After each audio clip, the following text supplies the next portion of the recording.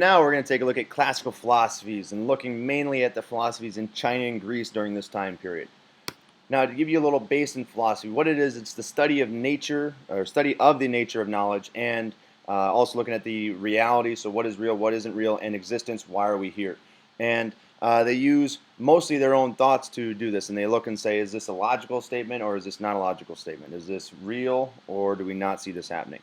And so this isn't a religion because there isn't necessarily a God that's involved that says, here's what happened. Instead, they try to use their own knowledge and own ideas to explain it instead of a God coming in and doing everything.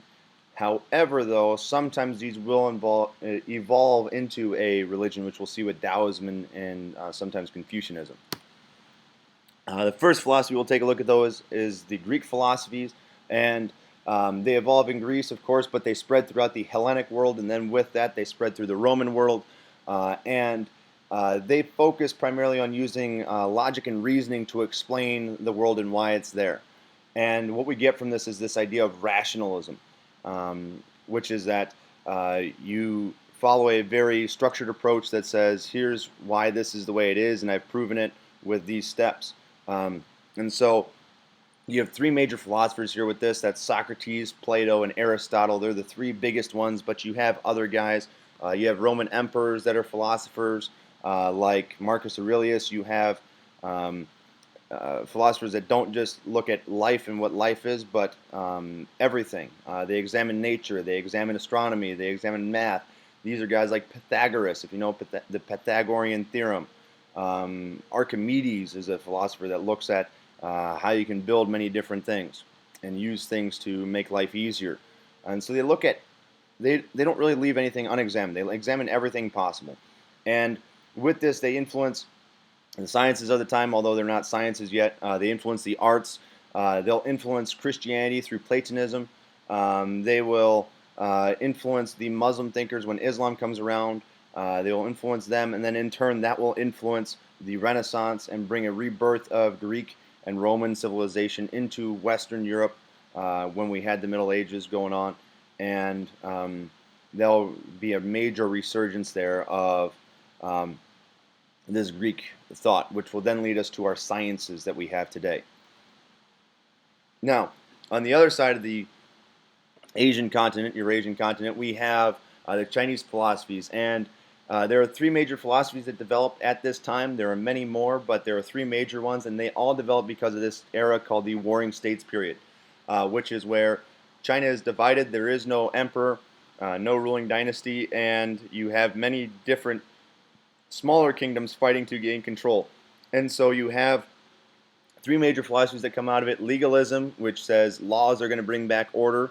Daoism, which says we need to not focus on civilization, but instead focus on getting back to nature and getting ourselves in line with nature. And then we have Confucianism, which is all about having the right relationships, and that will bring about order.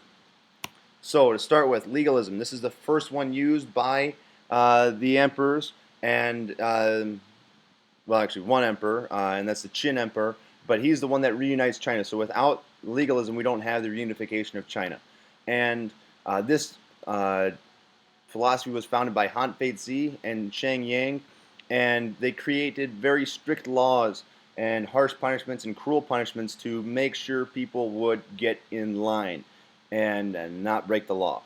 And so their whole goal is that if you make the punishments harsh enough, you beat people up enough, they will fall in line and understand what's good and bad, because people are not good. The only person that is good or understands everything is the leader. And they are the ones leading everything because they can see the whole world and the whole picture. And so therefore, their ideas are good, but the common person, not good, because they just look for their own self-interest. And with this, he promotes, or they promote only two jobs, really. They say the best jobs are farmers because they bring in food for the empire, and then soldiers so that they can expand and keep control. Everything else, philosophers are really viewed as bad. Scholars, all that stuff, not good. But everything else is kind of not a great job. Just really go be a farmer or soldier. And so this will reunite China, but the Chinese really don't like when this is put in really, really harshly. They like some elements of it, that it brings some order. You need laws and everything else, but you don't really need an overbearing government. I mean, if we had a military state control here, which is kind of what this is like, not many of the American people would like that, and we would possibly be revolting, kind of like what happened in the American Revolution. So legalism is there. It will be a base for almost every dynasty because they need to keep some type of control, but they will not say that this is what they follow. Instead, they'll follow something called Confucianism, which we'll talk about here in a little bit. But first, I want to talk about Taoism. And Taoism is the next major philosophy that comes out of this. This is founded by a guy named Lao Tzu or Lao Tzu, and he comes up with this idea that people need to realign themselves with nature, with this idea of Tao. And Tao is is the universal spirit that's through everything. It runs through everything. It brings everything together. And you have to find a way to get in balance with it. You can't get out of line with it. If you get out of line, that's when your life gets chaotic and crazy and you need to slow down. And so there's this idea, there's practice in here called Wu Wei, which is really just means go with the flow. Okay, you don't try to do anything crazy. If your life is guiding you to going and being a firefighter, you should go be a firefighter and not be a Wall Street insider or something like that, or a banker or whatever other job you want to think of. You might think of this as like kind of Michael Jordan with his career in basketball, and that he wanted to play baseball so much. He loved baseball, but his talents and everything else put him and made him a good basketball player. So every time he went to baseball, he was going against the Wu Wei. He was going against the flow of his life, and so he really should have just focused on basketball there. And so to do this, you need to live a simple life. You shouldn't have a ton of ambition. Instead, you should just be living in the present time, doing what you can, having a decent life, being a good person, but don't try to be too crazy with what you're doing. And so to get in line with Wu Wei, you need to sometimes leave civilization, go into nature, see what's going on in nature, because nature follows this. It doesn't go against it. It can't, because it doesn't think beyond what nature tells it to do. And so with this, you got to get yourself in balance, and that balance, then we can see the symbol of the yin-yang comes from this. Okay, and this is a philosophy that will come around when the empires or the dynasties fall.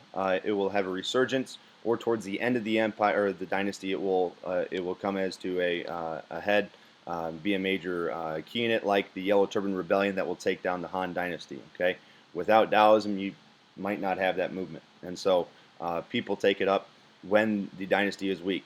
But when the dynasty is strong, most people will follow Confucianism, and Confucianism is